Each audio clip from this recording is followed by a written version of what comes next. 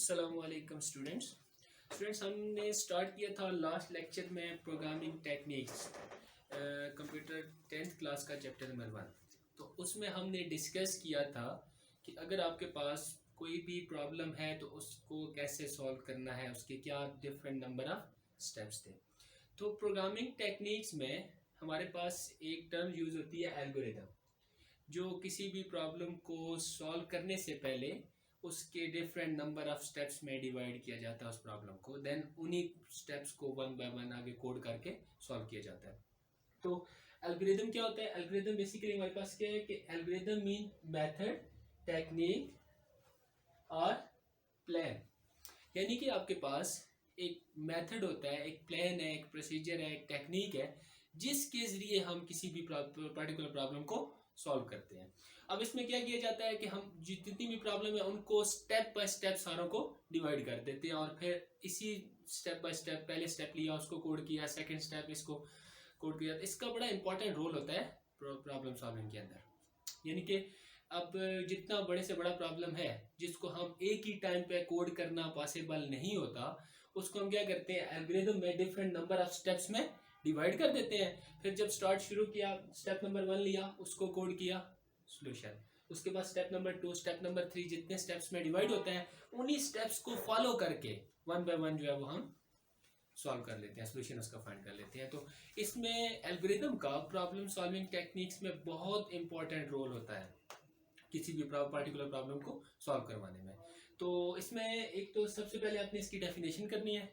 ठीक है, डेफिनेशन में यही चीज़ें बताई हैं कि ऐसा मेथड है जिसके ज़रिए हम प्रॉब्लम को सॉल्व करते हैं। तो प्रॉब्लम को सॉल्व कैसे करते हैं कि उन सारी चीज़ों से जो भी हमारे पास उसका सोल्यूशन है उसको स्टेप बाय स्टेप डिवाइड करके और उसको वन बाय वन फॉलो करके कोडिंग में कन्वर्ट कर लेते हैं। दूसरी चीज़ इसमें आती है role of algorithm in problem solving. तो रोल इसका क्या होता है? बहुत ज़्यादा इंपॉर्टेंट रोल होता है। यानी कि आप कोई भी प्रॉब्लम है, आप उसको एक ही स्टेप में या एक ही पूरे फ्लो में नहीं कर सकते, उसको डिफरेंट नंबर ऑफ स्टेप्स में जब डिवाइड करते हैं फिर उन स्टेप्स को फॉलो करके इजीली कोड किया जा सकता है। इसलिए जो एल्गोरिथम का बहुत ज़्यादा इंपॉर्टेंट रोल होता है प्रॉब्लम सॉल्विंग के अंदर। उसके बाद एक स्टेप इसमें एक और टर्म लिखी हुई है एफिशिएंसी। कि एफिशिएंसी क्या होती है? तो एफिशिएंसी मतलब आपका एल्गोरिथम कितना एफिशिएंट है। एफिशिएंट में ये आज चीज़ें आ जाती हैं कि जैसे हमने जब प्रॉब्लम सॉल्विंग टेक्निक्स पढ़ रहे थे लास्ट लेक्चर में, तो आखिरी जो टर्म्स थी सिलेक्ट द बेस्ट सोल्यूशन वाले, उसमें क्या था कि स्पीड उसकी फास्ट होनी चाहिए, उसके जो रिसोर्सेज हैं वो कम से कम यूज़ होनी चाहिए।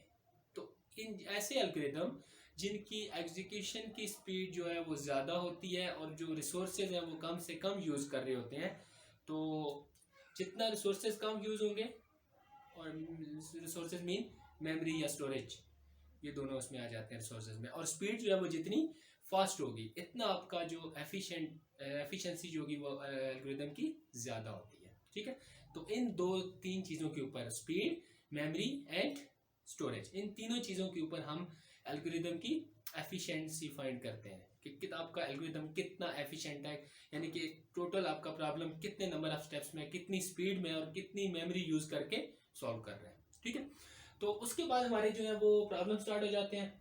यहाँ से पहला प्रॉब्लम है 1 2, टोटल जो इसके 14 प्रॉब्लम है वो हम सॉल्व करेंगे।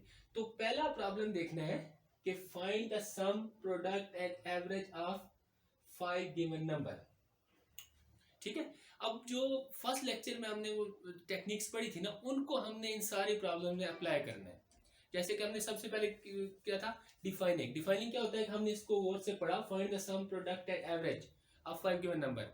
तो इसमें हमारे पास एक चीज़ जो है वो डिफाइन हो जाती है कि हमारे पास 5 गिवन नंबर है कोई भी, उन पांचों नंबर्स का हमने सम, प्रोडक्ट एंड एवरेज तीनों फाइंड करने हैं। तो जो इसको एक दफ़ा जब पढ़ लेते हैं तो हमारी ये जो उसकी डिफाइनिंग द प्रॉब्लम क्लियर हो जाती है।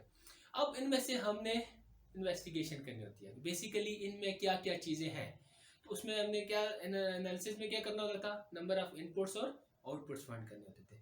अब इसको जब हमने पढ़ा तो हमें यहाँ से क्या पता चलेगा, और नंबर ऑफ आउटपुट्स क्या है, जो जिस चीज़ में आता है ना फाइंड, जो चीज़ें हमने फाइंड करनी है बेसिकली वो हमारी आउटपुट्स होगी, और जो चीज़ गिवन होती है वो इनपुट्स होगी। तो अब इसमें आप ज़रा गौर से इसको पढ़ के देखना है कि क्या लिखा हुआ है, find sum, product and average. Mean sum, product और एवरेज हमारी आउटपुट्स हैं। आप 5 गिवन नंबर, तो जो 5 नंबर आपके पास गिवन है वो हमारी इनपुट्स हैं। तो इसमें देखें, सबसे पहले आप एल्गोरिथम का जो पहला पार्ट होता है वो उसकी प्लानिंग होती है, जिसमें हम चीज़ों को इलादा सारे स्टेप्स में डिवाइड करते हैं। तो पहला स्टेप देखते हैं इनपुट। इनपुट में क्या आपके पास क्या है, 5 गिवन नंबर, यानी कि वही जो 5 गिवन नंबर्स थे वो हमारी इनपुट्स होंगी, वो कोई भी हो सकते हैं। ओके, उसके बाद आउटपुट में क्या आता है कि जो चीज़ें हमने फाइंड करनी थी, सम, प्रोडक्ट एंड एवरेज। अब तीसरा और मेन स्टेप ये होता है कि हमने इन जो आउटपुट रिक्वायर्ड आउटपुट फाइंड करनी है उसका प्रोसीजर क्या होगा, मेथड क्या होगा, किस मेथड के जरिए हमने ये फाइंड करना है। तो सम फाइंड करना है। सम कैसे होता है कि जब वैल्यू को ऐड करते हैं तो उसमें एडिशन आ जाएगा। उसके बाद हमने प्रोडक्ट फाइंड करना है। प्रोडक्ट में क्या होता है कि वैल्यूज को मल्टीप्लाई करते हैं, तो उसमें हमारे पास आ जाएगा मल्टीप्लीकेशन। एंड देन जो एवरेज होती है वो टोटल सम को टोटल नंबर ऑफ जो भी टोटल नंबर जितने भी थे उस पर डिवाइड करेंगे तो एवरेज आ गई, तो उसमें डिवीजन आ जाती है। तो इसमें processing addition, multiplication and division of numbers, तो इन तीनों एडिशन में, मल्टीप्लीकेशन और डिवीजन से हमारे पास ये तीनों चीजें फाइंड हो जाएंगी। अब एल्गोरिथम स्टार्ट करते हैं। हमेशा जो पहला स्टेप होता है हमारे पास एल्गोरिथम का वो स्टार्ट होता है कि यहाँ से हम स्टार्ट करेंगे। स्टार्ट करते ही जो इसका यहाँ से प्लानिंग हमने लिखी थी ना, तो यहाँ से स्टार्ट करेंगे। सबसे पहले क्या है, 5 गिवन नंबर, तो वो 5 नंबर हमने यहाँ पे ले लेने हैं जिनके ऊपर आगे हमने प्रोसेसिंग करनी है। तो लिखेंगे let number a is equal to 7, कोई भी रैंडमली आप जो नंबर जो है वो इसमें लेट कर सकते हैं, ठीक है, क्योंकि बेसिकली जो एल्गोरिथम बनाया जाता है ना वो किसी एक स्पेसिफिक नंबर के लिए नहीं बनाए जाते, किसी एक पर्टिकुलर प्रॉब्लम के लिए नहीं बनाए जाते, वो जनरल पर्पस बनाए जाते हैं। जैसे आपकी कुछ सॉफ्टवेयर, कुछ ऐसी एप्लीकेशन होती है ना कि जो किसी एक स्पेसिफिक डिवाइस या एक स्पेसिफिक कंप्यूटर के लिए नहीं होती। जैसे एक एप्लीकेशन है वो आपने एक मोबाइल में भी आप डाउनलोड करके यूज़ कर सकते हैं, दूसरे, तीसरे, चौथे, जितने में इंस्टॉल होगी सारों में चल जाती है। तो उसका मकसद क्या होता है कि वो क्या होती है, जनरल पर्पस प्रॉब्लम सॉल्व करने के लिए जो है वो चीज़ें तैयार की जाती हैं। तो यहाँ पे भी हम, हमारे पास फिक्स नहीं होता, कोई भी रैंडमली नंबर हम जो है वो लेट कर सकते हैं। तो 5 नंबर हमने लेट कर लिए, आपका इनपुट जो है वो यहाँ पे क्लियर हो गया। अब सेकंड स्टेप आता है कि हमने जो भी नंबर इनपुट लिए उसके ऊपर हमने प्रोसेस करके उसको आउटपुट फाइंड करनी है।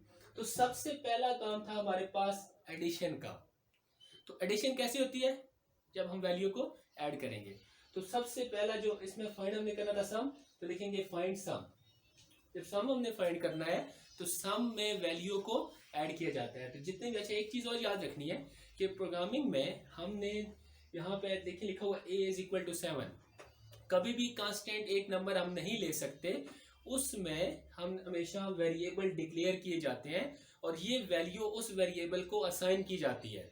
इसमें हम जब हम चैप्टर नंबर 2 स्टार्ट करेंगे तो वहाँ पे इसको डिटेल से आपको बताऊंगा कि हम वेरिएबल क्या होते हैं, कांस्टेंट क्या होते हैं, वैल्यू कैसे वेरिएबल को असाइन की जाती है, वेरिएबल नाम किस तरह रखना है, वेरिएबल नाम रखने की कौन कौन से मेथड हैं। तो वो सारी चीज़ें जो है वो हम चैप्टर नंबर 2 में हम डिटेल से पढ़ेंगे जब प्रोग्रामिंग स्टार्ट करेंगे। तो ठीक है, तो अभी फिलहाल आपने बस इतना याद रखना है कि जब भी हम कोई भी वैल्यू किसी वेरिएबल को असाइन करनी है तो सब पहले इन वेरिएबल्स को डिक्लेयर करना है। डिक्लेयर का मतलब ये है कि हमने बता देना है कि हम ये 5 वेरिएबल यूज कर रहे हैं और उनको वैल्यू जो है वो असाइन की जाएगी। ठीक है, अब देखिए 5 नंबर हमने ले लिए, उसके बाद उसको सम करना है। तो सम के लिए जो भी वेरिएबल डिक्लेयर किए थे वो वैल्यू हमने नहीं लिखनी, वो वेरिएबल लिखने होते हैं कि a प्लस बी प्लस सी और प्लस डी और प्लस सी, जो भी आपके पास 5 नंबर थे उनको हमने ऐड कर देना है। अब ये एल्गोरिथम का जो प्रोग्राम का काम होता है कि जो भी वैल्यू ऊपर हमने असाइन की जाती है इनपुट में, वो खुद से वहां से उसको उठा के ऐड कर देता है। ठीक है, तो जब हमने ये फॉर्मूला लिखा तो यहाँ पे हमारे पास सम का काम खत्म हो गया। अब सेकंड चीज हमारे पास आती है, इसमें हमने मल्टीप्लिकेशन के साथ हमने प्रोडक्ट फाइंड करना था। ठीक है, तो प्रोडक्ट का आ जाएगा आपके पास वेरिएबल फाइंड प्रोडक्ट, जिसमें हमने इन्हीं वैल्यू को, जैसे आपको फर्स्ट स्टेप में बताया था कि हमने नंबर नहीं वेरिएबल यूज करने होते हैं, तो इन्हीं सारे वेरिएबल को मल्टीप्लाई करवाएंगे तो हमारे पास क्या आ जाएगा, प्रोडक्ट आ जाएगा। अब देखिए यहाँ पे जो साइन यूज होता है ना इक्वल टू का, बेसिकली प्रोग्रामिंग में इसको असाइनमेंट ऑपरेटर कहते हैं कि इसमें से जो भी रिजल्ट हमारे पास प्रोड्यूस होगा वो असाइन होगा प्रोडक्ट वाले वेरिएबल को। ठीक है, इसको इक्वल टू ऑपरेटर नहीं कहते, इसको असाइनमेंट ऑपरेटर कहते हैं कि वैल्यू किसी भी वेरिएबल को असाइन करता है वो। उसके बाद जब हमारे पास प्रोडक्ट भी फाइंड हो जाएगा, तीसरी चीज हमारे पास रह जाती है एवरेज। ठीक है, तो एवरेज फाइंड करने के लिए क्या, कौन सा प्रोसेसिंग थी, डिवीजन से फाइंड होती है। तो हम क्या करेंगे कि यहाँ पे जितना भी एवरेज फाइंड करने का फॉर्मूला ये होता है ना कि सारे नंबर्स को ऐड करके टोटल नंबर जितने थे, तो 5 थे तो 5 बाई डिवाइड कर देंगे, तो आ जाएगा एवरेज का फॉर्मूला सम, जो आपने ऑलरेडी यहाँ पे फाइंड कर लिया था, इसी को 5 पे डिवाइड करेंगे तो वो आपके पास इसी जो है वो एवरेज भी आ जाएगी। अब उसके बाद हमारे पास जस्ट तीनों चीजें जो हमने फाइंड की थी वो आउटपुट में डिस्प्ले करवानी होती है। तो आउटपुट एक फंक्शन होता है जो आपकी गिवन वैल्यू जो भी इसमें फाइंड करते हैं उसको यूजर के लिए स्क्रीन के ऊपर डिस्प्ले करवाता है। तो यहाँ पे जो भी रिजल्ट आएगा सम का वो, उसके बाद प्रोडक्ट के बाद और एवरेज के बाद जितनी वैल्यू होगी वो आउटपुट जो है वो यहाँ पे हम लिखेंगे तो वो यूजर के लिए डिस्प्ले करवा देगा। ठीक हो गया। तो इससे हमारा जो है ये प्रॉब्लम पूरी सॉल्व हो जाएगी। उसके बाद सेकेंड प्रॉब्लम है हमारे पास कि find largest of 3 unequal number. अब इसमें सबसे पहले हमने देखना है कि हमारे पास क्या चीज गिवन है। ठीक है, तो इसमें लिखा हुआ है कि find the largest of 3 unequal number. इसमें हमारे पास जो इनपुट होगी वो 3 कोई भी अनइक्वल नंबर मतलब है कि कोई भी 2 नंबर आपस में इक्वल नहीं हो सकते, कोई भी 3 नंबर है उनमें से जो लार्जेस्ट है वो हमने फाइंड कर लेना है। उसके बाद फाइंड लार्जेस्ट, इसका मतलब है जो भी लार्जेस्ट है वो हमने फाइंड करना है। तो आउटपुट हमारी लार्जेस्ट नंबर हो जाएगा, इनपुट हमारे 3 अनइक्वल नंबर हो जाएंगे। अब मेन चीज इसमें जो होती है प्रोसेसिंग, कि हम लार्जेस्ट नंबर फाइंड कैसे करते हैं। तो जैसे कि हमारे पास अगर 2 से 3 वैल्यू हो तो उनमें से हम अगर देख रहे हैं कि लार्जेस्ट कौन सी है तो क्या करते हैं, वैल्यू को आपस में एक दूसरे के साथ कंपेयर करते हैं। तो इसमें जो हमारे पास प्रोसेसिंग होगी वो कंपैरिजन होगी, हर नंबर को दूसरे 2 नंबर के साथ 1 बाय 1 हम कंपेयर करेंगे। ठीक हो गया। तो इनपुट इसमें क्या थी, 3 गिवन नंबर, आउटपुट क्या थी, उनमें से जो लार्जेस्ट है, और इसमें प्रोसेसिंग क्या होगी कि हम उन नंबर्स को आपस में कंपेयर करेंगे। एल्गोरिथम स्टार्ट करते हैं। आपके पास फर्स्ट स्टेप वही जैसे हमने पहले भी किया, स्टार्ट के बाद जो भी इनपुट होती है, तो इनपुट हमारे पास 3 नंबर थे, हमने वो नंबर लेट कर लिए, A=5, B=7, C=10, ये कोई भी नंबर हम इसमें कर सकते हैं। अब क्योंकि आपके पास 3 नंबर है, 3 नंबर का मतलब ये होता है लार्जेस्ट का, कि पहले हम लेट करेंगे A को लार्जेस्ट, इसको इन दोनों के साथ कंपेयर करेंगे। ठीक हो गया।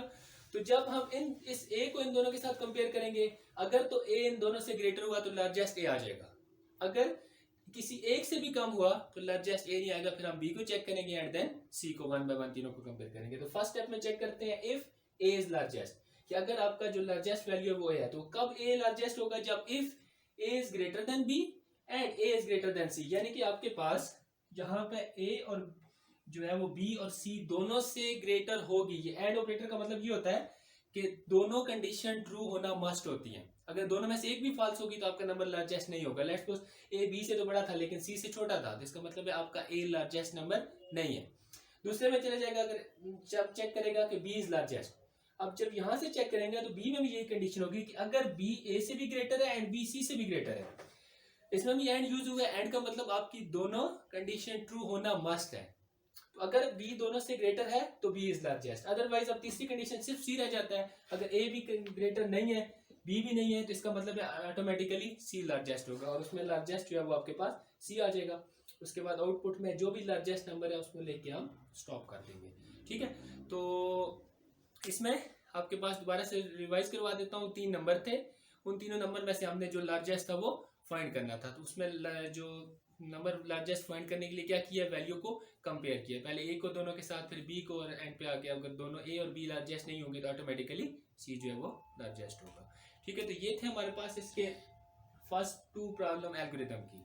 जो नेक्स्ट 3 और 4 बाकी जो नेक्स्ट जितने भी वो हम नेक्स्ट क्लास में करेंगे। तब तक अपना ख्याल रखिएगा। अल्लाह हाफिज़।